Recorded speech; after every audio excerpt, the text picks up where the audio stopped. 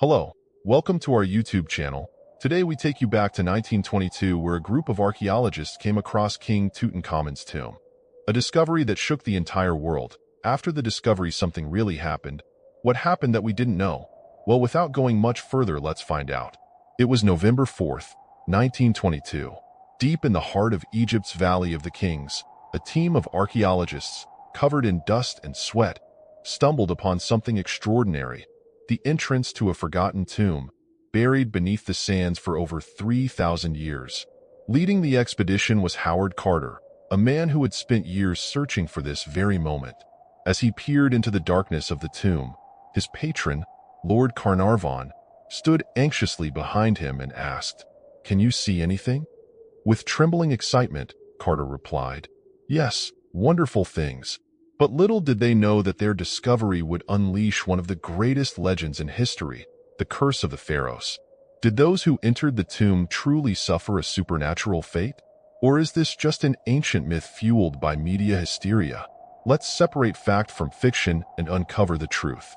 Before we dive into the curse, let's first understand who Tutankhamun was and why his tomb became so famous. Tutankhamun, often called King Tut, ruled during ancient Egypt's 18th dynasty around 1332 to 1323 BCE. He became pharaoh at the tender age of 9 or 10, and his reign was short. He died mysteriously at just 18 or 19 years old. Unlike powerful pharaohs like Ramses II, Tutankhamun was a minor ruler, and his name was nearly erased from history. That is, until his tomb was discovered, making him one of the most famous figures in Egyptian history. Tutankhamun's death remains one of history's great mysteries. Some believe he was murdered, perhaps poisoned or struck down in a palace conspiracy. Others say he died from an infection after breaking his leg.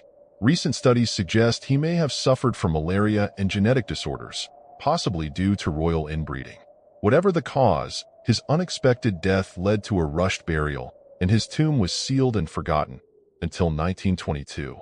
For centuries, grave robbers looted the royal tombs of Egypt, leaving behind only empty chambers. But somehow, Tutankhamun's tomb remained nearly untouched. When Howard Carter entered the tomb, he found over 5,000 artifacts, golden chariots, weapons, statues, and the legendary golden death mask of King Tut. But among the treasures, there were whispers of something more sinister.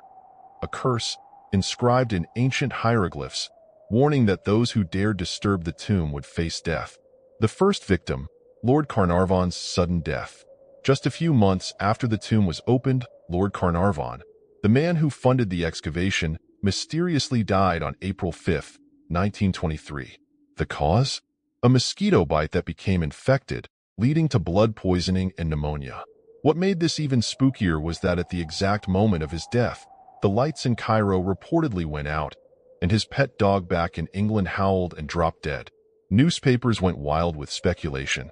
Was this the first victim of the curse? Rumors spread that Carter had found an inscription in the tomb reading, "Death shall come on swift wings to those who disturb the tomb of the pharaoh." But here's the truth. No such inscription was ever found inside Tutankhamun's tomb. This was likely a fabrication created by sensationalist journalists looking to sell more newspapers. After Lord Carnarvon's death, several other people connected to the tomb also met strange fates. But were they really victims of a curse, or just victims of bad luck and natural causes? 1. Arthur Mace, 1928, Carter's assistant. Arthur Mace, who helped open the tomb, fell into a coma and died in 1928. However, his death was likely due to illness, not a supernatural curse. 2. Sir Archibald Douglas Reed, 1924, the radiologist. The man who performed X-rays on Tutankhamun's mummy died soon after. His death was later blamed on an infection. 3. Hugh Evelyn White, 1924, the Egyptologist. Evelyn White, deeply disturbed by the deaths around him, committed suicide. Some claim he left a note referencing the curse, but the reality was likely personal struggles and depression. 4. Richard Bethel, 1929, Carter's secretary. Bethel was found dead in his bed, supposedly smothered. Some say it was part of the curse, but others believe it was murder. Debunking the curse. Scientific explanations. 1. coincidence, and psychological fear. Many people who worked on the tomb lived long lives. In fact, Howard Carter himself lived until 1939, 17 years after the discovery. 2. Deadly ancient mold and bacteria. The tomb had been sealed for over 3,000 years, allowing dangerous fungi and bacteria to thrive. When archaeologists entered, they could have inhaled harmful spores, leading to illness. 3. Poisonous gases. Some scientists suggest that toxic gases may have accumulated in the sealed tomb over thousands of years.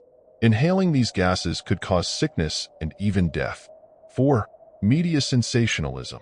The idea of a mummy's curse made the story exciting and terrifying.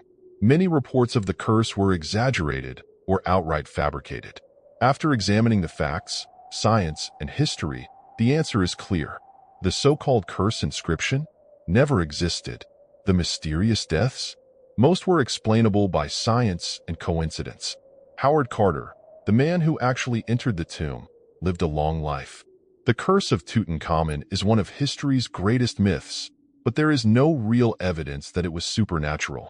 However, one thing is certain: Tutankhamun's tomb will forever remain one of the greatest archaeological discoveries of all time. Legends, myths, and curses may not always be real,